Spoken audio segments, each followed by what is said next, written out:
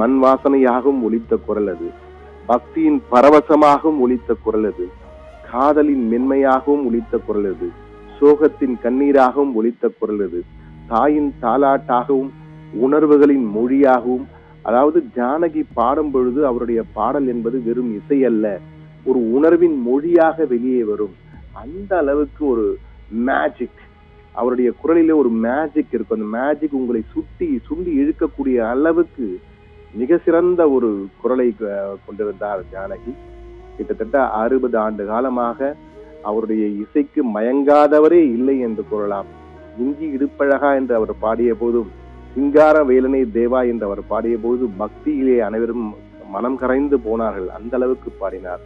இஞ்சி இடுப்பழகா என்ற போது கமலஹாசன், ரேவதி அந்த காட்சியிலே நடித்திருந்தாலும் அவர்களை விட அந்த பாடல் பாடிய விதமும் அந்த பாடலுடைய உச்சரிப்பும் அனைவரையும் கவர்ந்து இழுத்தது என்று கூறலாம். அந்த அளவுக்கு மிக சிறப்பாக பாடியிருந்தார். அதே போல ஒவ்வொரு செந்தூர பூவே என்று பாடும் பொழுது, அந்த செந்தூர பூவே என்று அவர் பாடும் பொழுது அதனுடைய அந்த ரசனை, அந்த மண் வாசனையுடன் கூடிய அந்த மெல்லிய அந்த மென்மை நிச்சயமாக ஒவ்வொருவரையும் கவர்ந்து இழுக்கும் என்று கூறுவார்கள். அந்த அளவுக்கு தன்னுடைய ஒவ்வொரு பாடலிலும் முத்திரை பதித்தவர் ஜானகி என்றுதான் கூற வேண்டும்.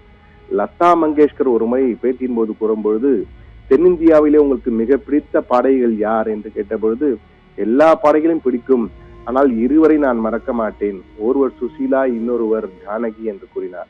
ஏன் சுசீலா ஜானகி என்று? சுசீலா என்றால் மெலடி பாடல் என்றால் மெலடி குயின் என்பார்கள் சுசீலாவை. ஆனால் ஜானகி வெர்சடைல் சிங்கர், அனைத்து எந்த வகையான பாடலை கொடுத்தாலும் மிக சிறப்பாக பாடக்கூடியவர் எஸ் ஜானகி என்று வெளிப்படையாகவே லதா மங்கேஷ்கர் இந்தியாவின் நைட்டிங்கல் என்று அவரை அழைப்பார்கள். ஆனால் தென்னிந்தியாவின் நைட்டிங்கல் என்றால் அது எஸ் ஜானகி என்று அவரே பாராட்டியிருக்கிறார். அவர் மட்டுமல்ல, கோடான கோடி ரசிகர்கள், ஒன்றல்ல இரண்டல்ல கோடான கோடி ரசிகர்கள் அவரை தொடர்ந்து ஜானகியின் குரலுக்கு இன்றும் அடிமையாக இருக்கிறார்கள் பலர் என்றுதான் கூற வேண்டும். அந்த ஜானகி மறைந்தாலும் அவருடைய பாடல்கள் இந்த உலகிலே இசை என்று ஒன்று இருக்கும் வரை ஜானகியின் குரலும் என்றும் வாழ்ந்து கொண்டிருக்கும்.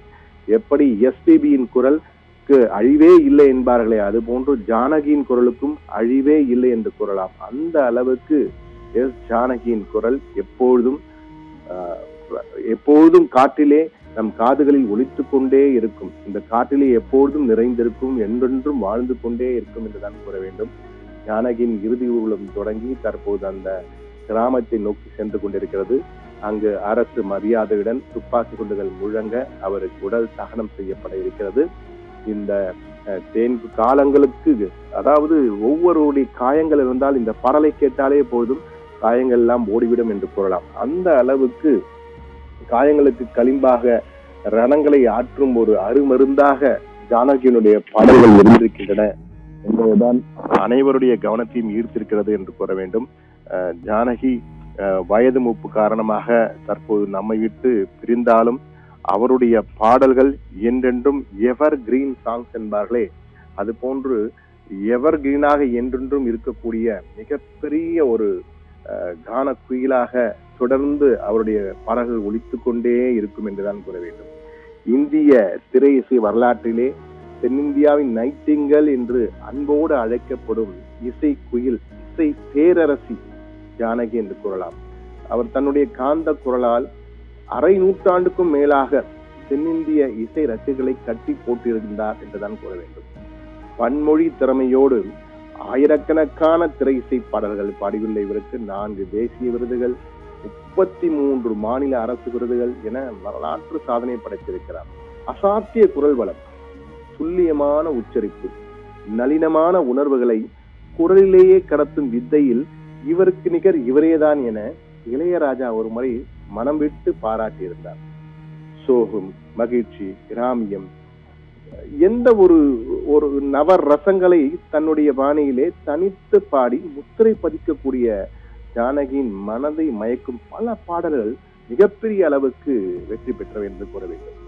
அதே போன்று கொஞ்சம் சிலங்கை படத்திலே அந்த சிங்கார வேலனை தேவா என்ற பாடல் வரும்.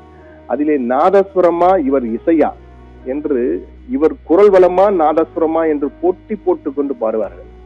சிங்கார வேலனை தேவா என்ற பாடல் காரக்குறிச்சி ராகத்திலே அருணாச்சலத்தின் நாதஸ்வர இசைக்கு இணையாக ஜானகி தனது குரலை ஒலித்திருப்பார்.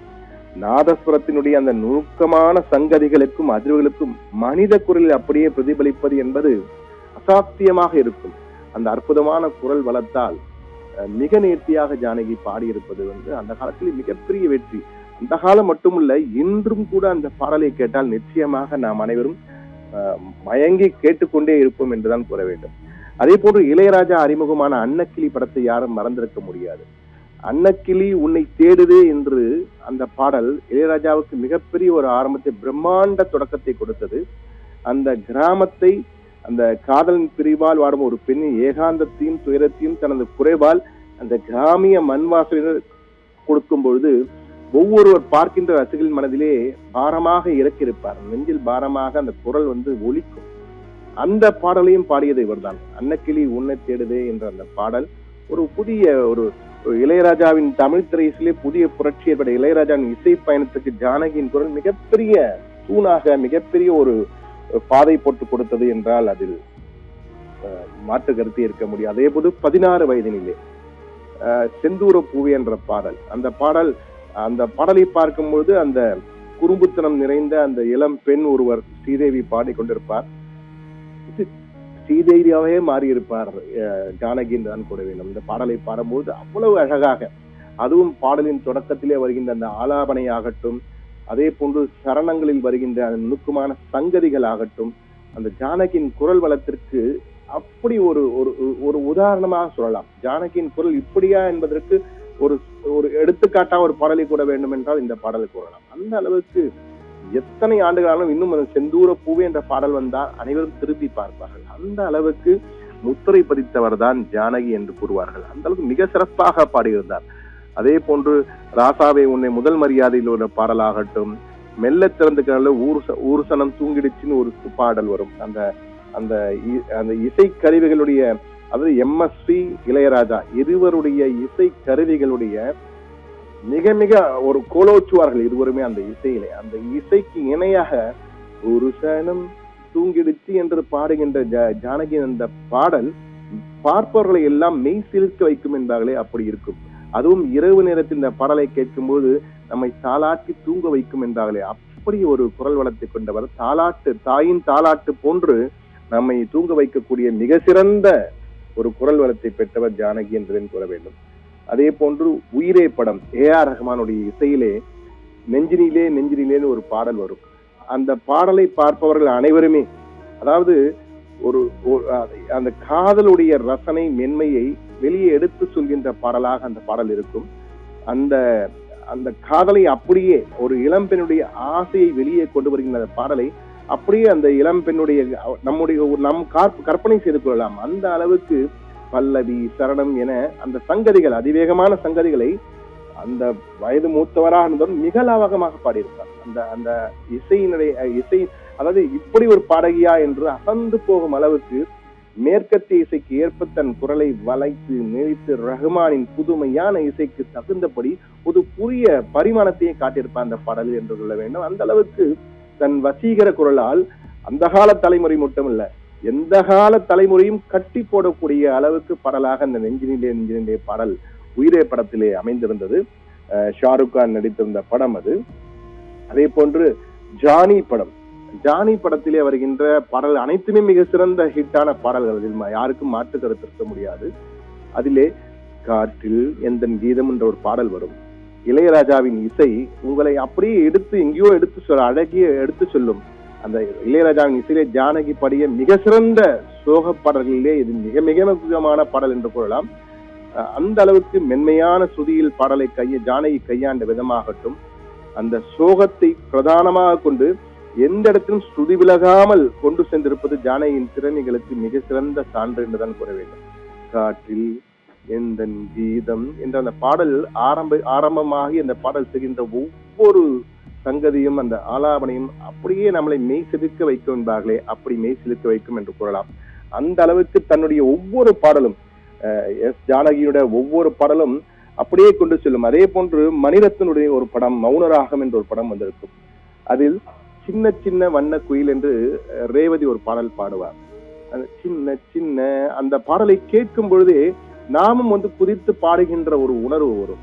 எல்லோருமே அந்த ரேவதியோட கதாபாத்திரமாக நாம் உருவாறி விடுவோம். அந்த அளவுக்கு அந்த குரல் மெஸ்மரைஸ் செய்யும். அதாவது உங்களை மனோரீதியாகவே உங்களை அந்த பாடலுக்குள் கொண்டு செல்லக்கூடிய அளவுக்கு அந்த குரல் உங்களை நாட்டியம் ஆட வைக்கும். அப்படி ஒரு மிக சிறந்த வசீகரத்துக்கு சொந்தக்காரர். அந்த பாடலின் உச்சரிப்பாகட்டும், அதிலே வருகின்ற நளினம், பாவனை என கேட்பவரை பாடலோடு அழைத்து சென்று அவர்கள் நெஞ்சங்களில் ஒரு அதாவது நீங்கா இடம் பிடித்த ஒரு பாடலாக கொண்டு போகக்கூடிய ஒரு பாடல். அதே போன்று இன்னொரு பாடல் இருக்கும். காலையில் எழுந்தவுடன் அந்த பாடலை கேட்டால் உற்சாகம் உங்களுக்கு பிரித்து ஓடக்கூடிய ஒரு பாடல். அலைகள் ஓய்வதில்லை படத்திலே புத்தம் புது காலை என்ற ஒரு பாடல் வரும். ஒரு காலை பொழுதிலே புத்துணர்வுடன் எழுந்திருக்கக்கூடிய அளவுக்கு புத்தம் புது காலை அந்த பாடலை கேட்டாலே போதும் உங்களுக்கு ஒரு புத்துணர்ச்சி வந்துவிடும். அந்த மெல்லியதாக ஒரு தென்றல், இளம் தென்றல் உங்களை வருடி சென்றால் எப்படி இருக்கும், அது போன்று தன்னுடைய வார்த்தைகளின் உச்சரிப்பிலே ஜானகி நம்ம அப்படியே நெருடி செல்வார். அந்த பாடலை கேட்கும் பொழுதே ஒரு புத்துணர்வுடன் நாமும் புத்தம் புது காலையாக நம்முடைய வாழ்நாளை தொடங்கக்கூடிய அன்றைய நாளை தொடங்குவோம் என்று சொல்வாங்க. அவ்வளவு அழகான ஒரு பாடல். அந்த காட்சியும் ஆகட்டும், இந்த வார்த்தைகள் ஆகட்டும், அதை தன்னுடைய குரல் வளத்தால் மிக மிக அழகாக காட்டியிருப்பார். அந்த பாடவே அழகாக இருக்கும், இசை இன்னும் அழகாக இருக்கும். ஆனால் ஜானகி பாடும் பொழுது அந்த குரல் வளத்தால் அழகுக்கு அழகு சேர்த்திருப்பார் என்பார்கள். அது போன்று அழகுக்கு அழகு சேர்த்து வைரமாக ஜொலித்து கொண்டிருக்கும் அவருடைய குரல் அந்த பாடல் என்று கூற வேண்டும். இது போன்று ஒவ்வொரு பாடலாக ஜானகி பாடிய பாடல் ஒவ்வொன்றாக நாம் எடுத்து சொல்லலாம். காதல் ஓவியம் படத்திலே வருகின்ற நாதம் என் ஜீவனே என்ற ஒரு பாடல், அது ஜானகியினுடைய சங்கீதமாக நான் எப்பொழுதும் இருப்பேன் என எஸ்பிபி ஒரு பாடலே பாடுவார். அது போன்று நாதம் என் ஜீவனே என்று கூறுகின்ற உண்மையிலேயே அவருடைய ஜீவனாக இருந்ததுதான் இந்த பாடல். இசைக்காகவே வாழ்ந்த ஒரு சிலரிலே எஸ் ஜானகியும் ஒருவர் என்று கொள்ளலாம். அந்த அளவுக்கு இசைக்காகவே வாழ்ந்து இன்றும் என்றென்றும் வாழ்ந்து கொண்டிருப்பார். அவர் உடல் ரீதியாக பூமியிலே இருக்க மாட்டார் என்றாலும் அவருடைய பாடல் என்றென்றும் வாழ்ந்து கொண்டிருக்கும். அந்த இளையராஜாவின் இசையிலே அதாவது அந்த சரணமாக நாதம் என் ஜீவனே என்ற பாடல் காதல் ஓவியத்திலே மிக இழையாக ஒவ்வொரு வரியிலும் அந்த சோகம், தவிப்பு, தன் காதலனை பார்க்க முடியவில்லையே என்ற உணர்வு அனைத்தையும் இழையோட வைத்திருப்பார். அந்த சோகம் என்பதை விட அந்த மென் சோகம் என்பார்களே, அது போன்று ஒரு மெலோ டிராமா என்பார்கள். மிக சிறப்பாக அந்த பாடலில் அந்த மென் சோகத்தை தன் குரலால் கொண்டு வெளியே கொண்டு வந்திருப்பார் ஜானகி. மிக மிக சிறப்பாக இருக்கும் அந்த பாடல். ஒவ்வொரு பாடலும்